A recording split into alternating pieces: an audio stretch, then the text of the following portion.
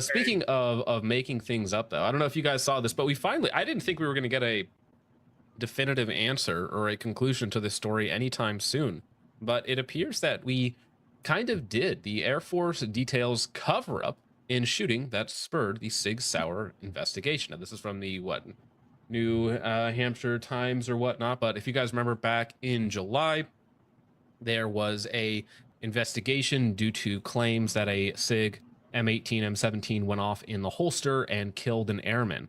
Now, at the time, I covered this in several streams and I think a couple videos as well. The stories coming out at the time, thank you for that. The stories coming out at the time were conflicting.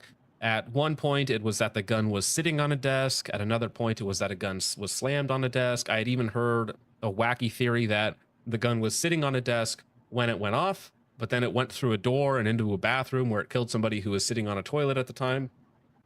So the stories coming out were very conflicting in terms of what actually happened.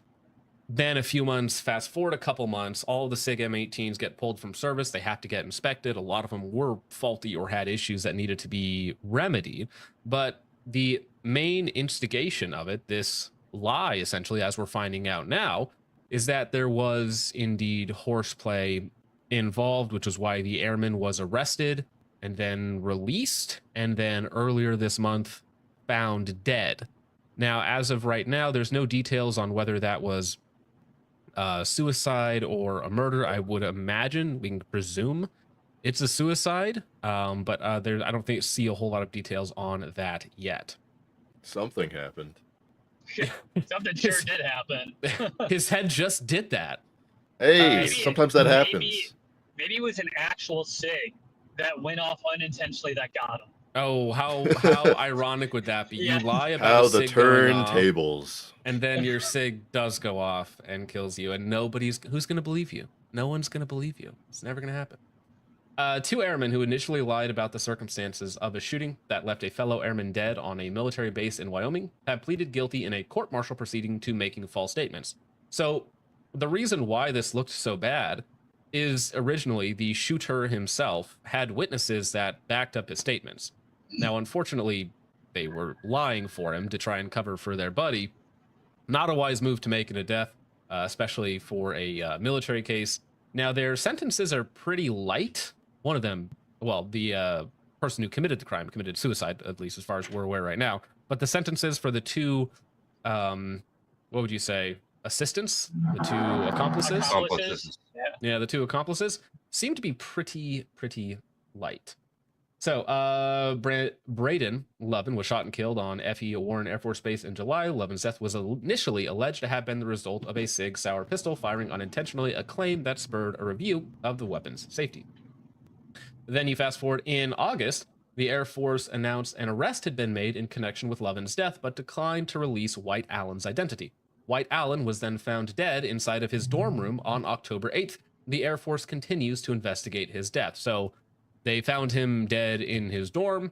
I would imagine or presume or assume, depending on your own line of thinking on it, that it was a suicide, but we're again not entirely sure if there was some sort of foul play. 2 bullets to the back of the brain in a Cohen cover-up or something like that. You know, you could take it any way that you want, but I would say that is a very small chance of being reality. Now, the two airmen, Sarbjot Badesha, these are the two that lied to cover up the crime. Sarbjot Badesha and Matthew Rodriguez pleaded guilty in separate court-martial proceedings to making false statements. They initially told investigators that Levin was killed when White Allen slammed his duty belt down, causing the weapon to fire. Both airmen now say they were asked by White Allen, the shooter in question, to lie about the incident. Badesha got 30 days in military confinement, and Rodriguez got 10, and both of them will see a reduction in rank, a administrative demotion, and pay fines. Now, the fines are like $1,500, $5,000, so it's really, really low fines, and almost no jail time whatsoever. Demotion, of course. I mean, it's a big deal, but for being accomplices to murder, for supplying false statements, seems pretty light. Yeah, 10 and 30 days for lying to cover up a murder seems a bit wacky. I would expect them to get a much harsher sentence and be kicked out of the military entirely. I mean, honestly, this Yeah, is the I best could- outcome for him. Yeah. I mean, I'm wondering, was the individual who was killed, or excuse me, not the kill, the one who had murdered the other with the pistol that wasn't an ND, was he a higher rank than these individuals? Because if they're saying he forced them to do it or coerced them to do it, then I could see how that would reduce their sentence, I guess, or the penalty they got for doing this. I don't know. I'm not like a UCMJ expert or anything, but I could see it argued in court that, oh, well, he was a higher rank than me. He coerced me. He said I had to do it. And that's why it wasn't nearly as bad as you might see like on the civilian side, where that would be like a 5-year sentence or something like that. I mean, yeah, I know that obviously the military is going to treat their stuff a little bit different, but you would expect, like in a civil case, or in a state case, for federal case, you would get more, a lot more time and a lot more severe fines for. I mean, perjury carries a higher sentence than this, right? Just generic perjury, let alone like cover up of a murder. Or I shouldn't say murder, because murder is probably the wrong term. It probably is manslaughter. Well, falsifying a statement to an officer is a crime. Yeah, it definitely is a crime what they did. That's for sure. And I'm wondering if the rank thing has anything to do with it, if that's at all at play, or if they got barred from enlistment, because it almost sounds like that line of you've been demoted, you're confined, we're taking some of your pay. A lot of the time that's accompanied by a bar from enlistment where they can't, like they can continue to finish their contract, but they can't re-enlist. So once their contract's done, they're up and they can't get back in. I don't know if that's private information. Usually that type of, sentencing or whatever is accompanied by that, but it might not be. And, I wouldn't put it past them to not do it, but I'd be kind of surprised if they didn't. Well, so, and if you guys are wondering, well, how did it actually happen then? What led up to Lovin's death? Well, it's 4 retards being retards is exactly what happened. So, Yeah. according to a story old as time. Yeah. Hey, kids, look at my daddy's new gun. But according to new information released by the Air Force, authorities now believe Lovin was killed when fellow airman Marcus White Allen pointed his M18 handgun at Lovin's chest in a joking manner, and then pulled the trigger. Laboratory tests found no defects with the gun, according to an Air Force statement. So, what it seems to be, 4 retards hanging out, joshing around. There, somebody points his gun at somebody else. Ha ha ha! Look at this! I'm gonna get you. Oops! Pulled the trigger, and you're dead now. That was very smart. I mean, to be fair, we see a lot of this behavior in certain inner city communities. Like, I'm sure we've all seen the videos of people accidentally shooting themselves when waving their gun around, accidentally shooting somebody else when waving their gun around, playing. I think you could avoid all of this, basically all of this, if you simply reinstate an IQ test for the military. Yeah, that would probably be helpful. But it's also worth noting that even though they didn't find defects in that pistol, they still found defects in 1 out of 41 out of every other one that they tested. Well, let me pull it up. So the Air Force Global Strike Command, I think they had 8,000 individual weapons. That review, because they took all of the M18s out of service to then check all of them for potential issues, because again, all of the information we had originally was the gun, not, the more likely, more reasonable answer that just the airman was being retarded and somebody else died because of it.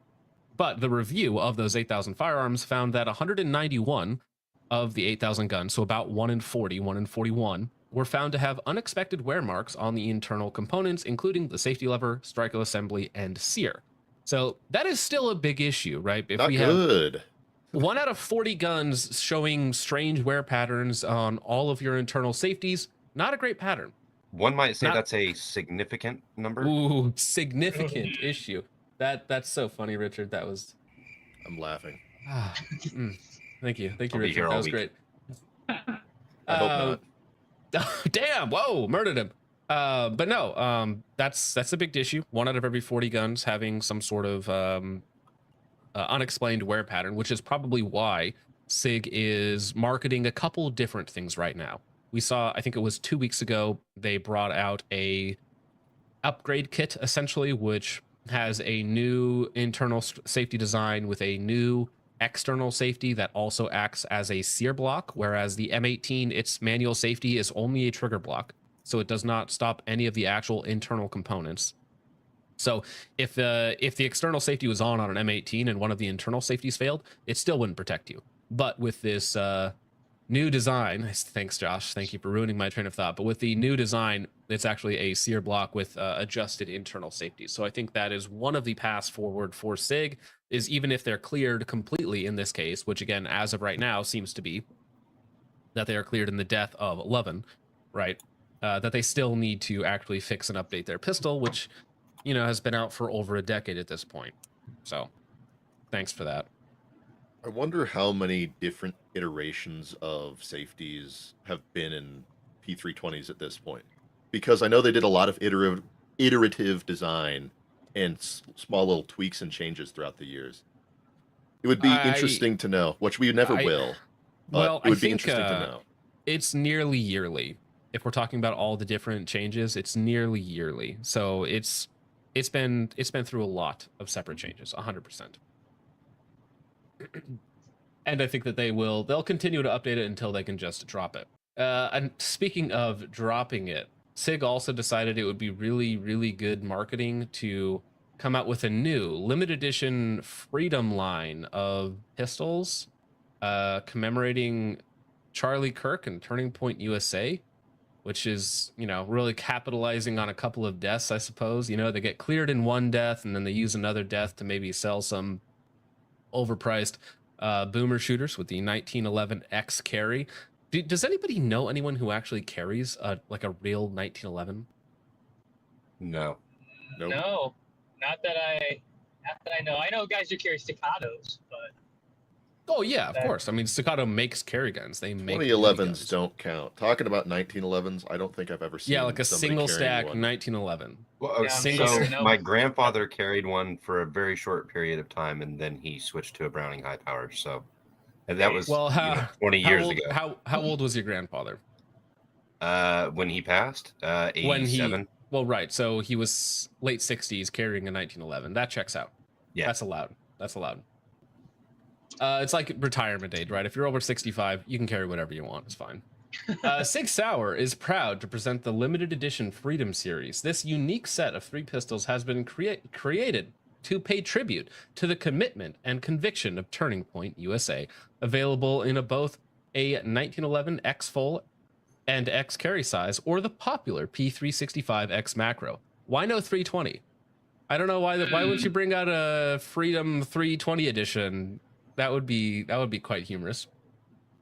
Each features a white Cerakote slide engraved with the word freedom and an American flag. For every pistol, Freedom pistol sold, Sig Sauer will donate $50 to Turning Point USA to help ensure the fight continues.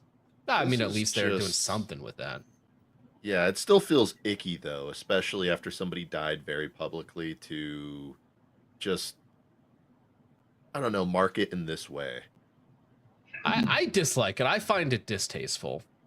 You know, it's like, wow, Charlie Kirk died. He got assassinated. Everybody's up in arms about it. Buy our new line. Like, let's Cerakote the slide. Fast. That was fast, too. They're like, what can we do to make money off of this? Let's quick, we're Cerakote the slide. Like his shirt that he was wearing. What should we engrave it with? What was that shirt Charlie always wore? The Freedom shirt? Okay, Freedom with an American flag. Go. It's like, listen, I could be Sig's marketing team. They could fire everybody, and I could come up with ideas just as bad. All right, and they could pay me like half as much. Okay, I could save Sig a lot of money, and we could come up with the same stupid ideas. Just outsource the stupidity to me, and then keep half the money. Yeah, that's guess actually what, fellas? A good point. We're gonna have a new hard R line, but this time with Sig. The hard R Sig line. Yeah, I like it. That's true. They gave themselves 5 stars. Why did they do that? I did see that. Yeah. The 5 stars of David. Oy vey. Yeah. Never let a tragedy go to waste. Never at all. Always make money off of every single tragedy, guys. That's business advice. Yeah, come on. What, you think you guys got something better to do than make money off of people's passings? Come on. Thank you for that. Perfect timing.